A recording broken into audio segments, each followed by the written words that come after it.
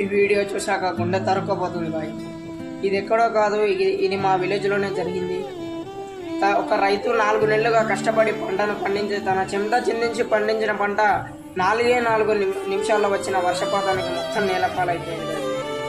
2 రోజులు 3 రోజులు అయితే చేతికొచ్చే ఒడ్లు వడగండ్ల వాన పడడం మొత్తం నేలపాలైపోయాయి. ఆ ఒక్క రైతు కన్నీరు చూస్తుంటే గుండె తరకపోతుంది బాయ్. ఎందుకంటే మేము కూడా ఒక రైతు బిడ్డనే. ఆ కష్టం ఏంటో నాకు తెలుసు. అప్పులు తెచ్చి పెట్టుబడులు పెట్టి ట్రాక్టర్ కిరాయిలు కూలు అన్నీ వేసినాక మిలిగాయి బాయ్. అనుకుంటారు రైతు అనేవాడు రాజు అని అంటారు, కానీ జీవితంలో రైతు అనేవాడు రాజు ఎప్పటికీ కాడు బాయ్. నేను చెప్తున్నాను, పేరుకి రైతు రాజు కానీ ఇప్పటికీ కాలేడు రాజు. రైతు అనేవాడు కూలీలా అయిపోయాడు. చేసిన పంటకు గిట్టుబాటు ధరలు ఇవ్వడం లేదు ప్రభుత్వం. ఏదో ఇస్తుందేమో అని గంటల కొద్దీ క్యూ లైన్లు కట్టి నిలబడి సంచుల కోసం 3 రోజులు 4 రోజులు నిలబడాల్సి వస్తుంది బాయ్. ఆ బాధ ఏంటో నేను అనుభవించాను.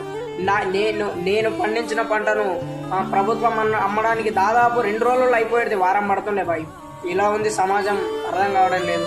ఆఖరికి రైతులు మంచిగా బతకాలంటే ప్రకృతి కూడా సహకరించడం లేదు. ఏం జరుగుతుందో అర్థమైతే లేదు. రైతు అనేవాడు ఎప్పటికీ రాజు కాలేడు. ఇది వాస్తవ సత్యం. వీడియో ప్రతి ఒక్కరికి షేర్ చేయండి.